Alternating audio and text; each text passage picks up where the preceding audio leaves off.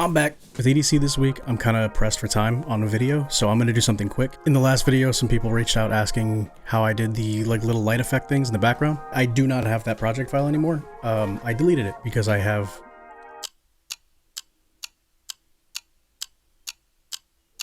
I just lost my train of thought. I'm 3 cups of coffee deep trying to make this fucking video. Anyway, I don't have the file, so I'm just going to have to start from scratch and show you guys what I do. So I've got this animation. I want to add like an effect to it.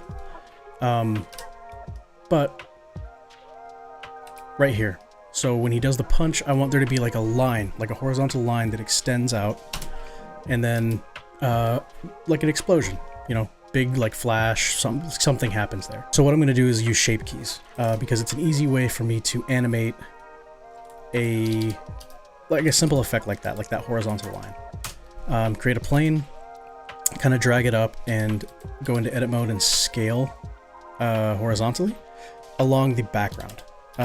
We don't want it to really interact with anything in the foreground. We just want it to be, you know, we just want it to be a background piece. So I'm going to get it to about the right size that I want it. I'm going to create a material, an emissive material. I don't know what color I want to make it. Let's do red. Yeah, we'll do red. Like the Gohan line from Dragon Ball Z. So now that that's there, if you go over to this data tab, it's the little triangle with three... It's this little triangle over here. You can go into shape keys, and I create 2 to start off with. Basis is just what the regular one looks like, and then key 1 is what you want it to morph into. Basically, a shape key will save the mesh data and vertex location data for a mesh, and you can like jump back and forth between those at will. So I'm going to go into edit mode, scale down on the Z-axis to 0, and now if I play with this value node, you see that it like grows and shrinks. Yeah, I just animate that, and then, you know, you can add like a ton more if you want it to be chaotic, which I do, so I'm gonna do that. And then, you know, you can do the same thing with pretty much any mesh, so I'm gonna do one with a circle to give like a shockwave.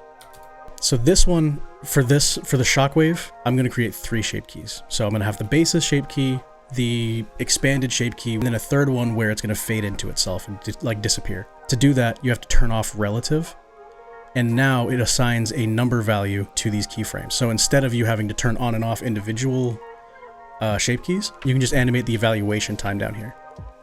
So I'm going to go in and edit the key 2, size it up a little bit, grab the inner ring, and I'm just going to, this part's really annoying, but I'm just going to scale this up until it disappears on itself. And then go into your basis, and then edit mode, scale 0. So now when you scroll through 0 to 20, it disappears.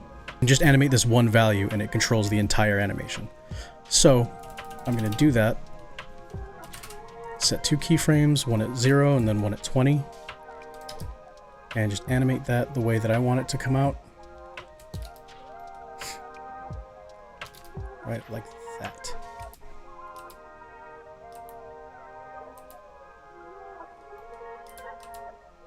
And bring that out.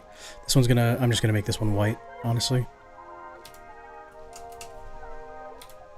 White emission, maybe like 5.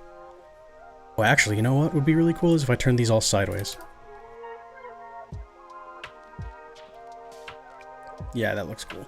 I want to create like a blast thing to go along with these shockwaves, so I'm going to do the same thing that I did before. Create 3 shape keys, turn off relative, my base shape key, gonna select that, hit shift plus a bunch of times. There we go. I'm just going to drag this, turn on that, drag this forward. You just kind of create the shape that you want it to look like. That's it. I wouldn't have added a bunch more of those effects, and typically you can add a ton if you want to. I'm going to cut it off here because I am trying to get this done quick, but after all that, this is what it ended up looking like.